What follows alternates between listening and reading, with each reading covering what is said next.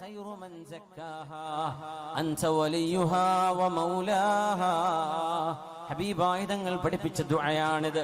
അല്ലാഹുവേ ആതി നഫ്സി തഖ്വാഹ, എന്റെ ശരീരത്തിന്റെ എന്റെ നഫ്സിനെ നിയന്ത്രിക്കാനുള്ള കഴിവ് നീ എനിക്ക് നൽകണേ റബ്ബേ.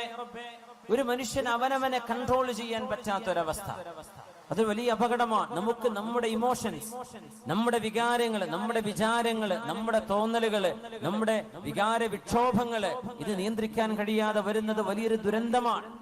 അല്ലാഹുവിനോട് ചോദിച്ച് പ്രാർത്ഥിച്ച് പഠിക്കണം. ഈ ദുആ നമ്മൾ ശരിക്ക് പഠിച്ചു വെക്കണം.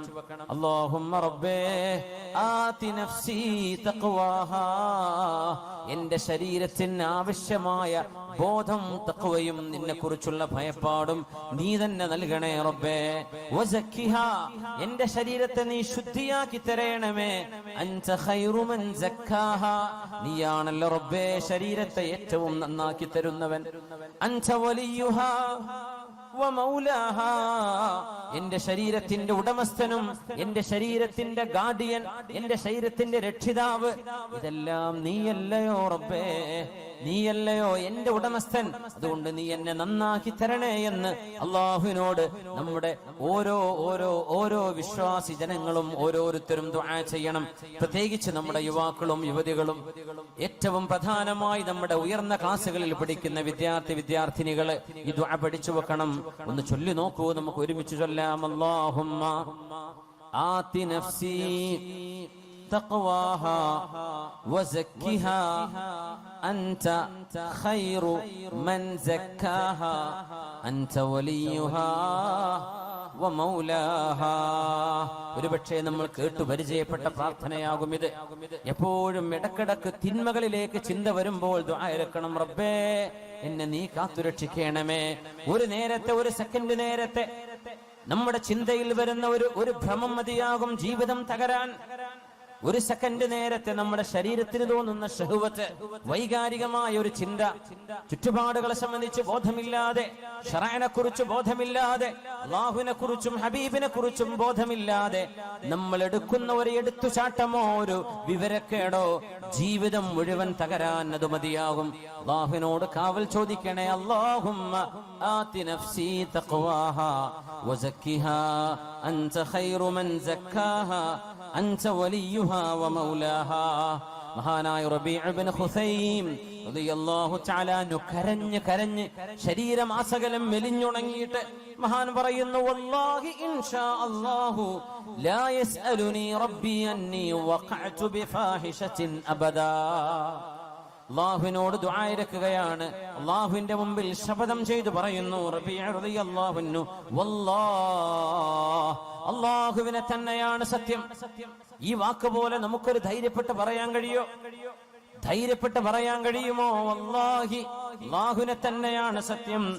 ഇൻഷാ അല്ലാഹ്, ഇൻഷാ അല്ലാഹ് ലാ യസ്അലുനി റബ്ബി അന്നി വഖഅതു ബിഫാഹിശത്തിൻ അബദാ. എന്നോട് അല്ലാഹു ഒരിക്കലും എന്തുകൊണ്ട് റബീഅേ നിങ്ങൾ ഒരു വ്യഭിചാരം ചെയ്തു എന്ന് എന്റെ റബ്ബനോട് ചോദിക്കുന്ന അവസ്ഥ ഉണ്ടാവരുത്. കണ്ണുകൾക്ക് വ്യഭിചാരമുണ്ടെന്നും കാതുകൾക്ക് വ്യഭിചാരമുണ്ടെന്നും നാവിന് വ്യഭിചാരമുണ്ടെന്നും കൈകൾക്കും കാലിനും വ്യഭിചാരമുണ്ടെന്നും മഹാനായ റസൂലുള്ളാഹി സ്വല്ലല്ലാഹു അലൈഹി വസല്ലം മോശമായി കിളിപ്പെടുത്തുന്ന കഥകൾ എഴുതിവിടുന്നത്, ടൈപ്പ് ചെയ്യുന്നത്, വാട്സപ്പിൽ വിടുന്നത്, ഫേസ്ബുക്കിലൂടെ അപ്ലോഡ് ചെയ്യുന്നത്, മോശപ്പെട്ട മനുഷ്യനെ വികാരപ്പെടുത്തുന്ന, മനുഷ്യനെ തിന്മയിലേക്ക് കൊണ്ടുപോകുന്ന ഇക്കിളി പൈങ്കിളി കഥകൾ എഴുതിവിടുന്ന ആളുകളുടെ വിരൽ തുമ്പുകൾ ചെയ്യുന്നത് ഒരു വ്യഭിചാരമാണ്. അത് വായിക്കുന്നവന്റെ കണ്ണ് ചെയ്യുന്നത് വ്യഭിചാരമാണ്. അത് കേൾക്കുന്നത് വ്യഭിചാരമാണ്. അത്തരം വിഷയങ്ങൾ അറിയാനും ആസ്വദിക്കാനും നടന്നു പോകുന്നത് കാലുകൊണ്ട് ചെയ്യുന്ന വ്യഭിചാരമാണ്.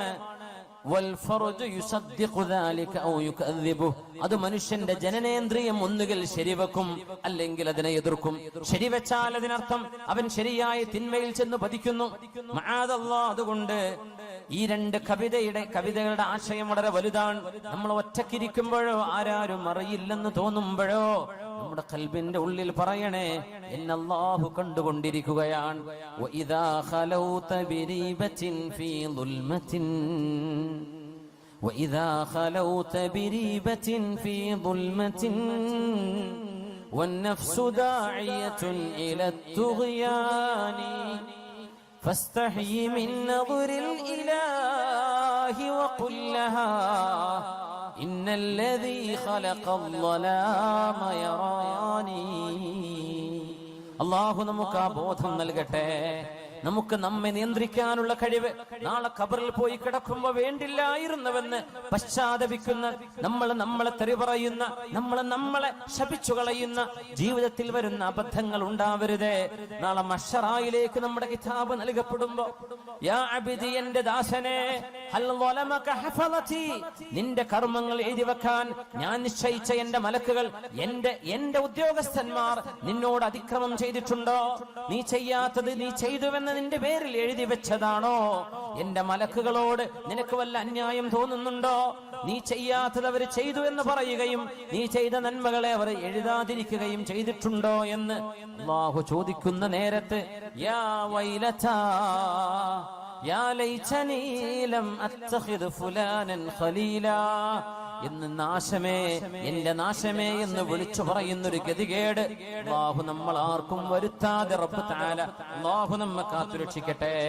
ഇമാമുനാ ബുഖാരി റഹ്മത്തുള്ളാഹി അലൈഹി സ്വഹീഹ് എഴുതി വെച്ച മഹാനവറുകൾ പറഞ്ഞു, വല്ലാഹി മാ കദബ്തു കദിബതൻ, ഞാൻ എന്റെ ജീവിതത്തിൽ ഒരു നുണ പോലും പറഞ്ഞിട്ടില്ല.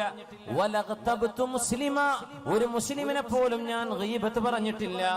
മുൻദു അലിംതു അന്നൽ ഗീബത തസ്രി ബി അഹ്ലിഹാ, ഗീബത്ത് ദോഷമാണെന്നും അത് തെറ്റാണെന്നും ഞാൻ മനസ്സിലാക്കിയ നാള് മുതൽ ഞാനൊരു നുണയും പറഞ്ഞിട്ടില്ല എന്ന് പറയണമെങ്കിൽ ഇതൊരു ധൈര്യമാണ്.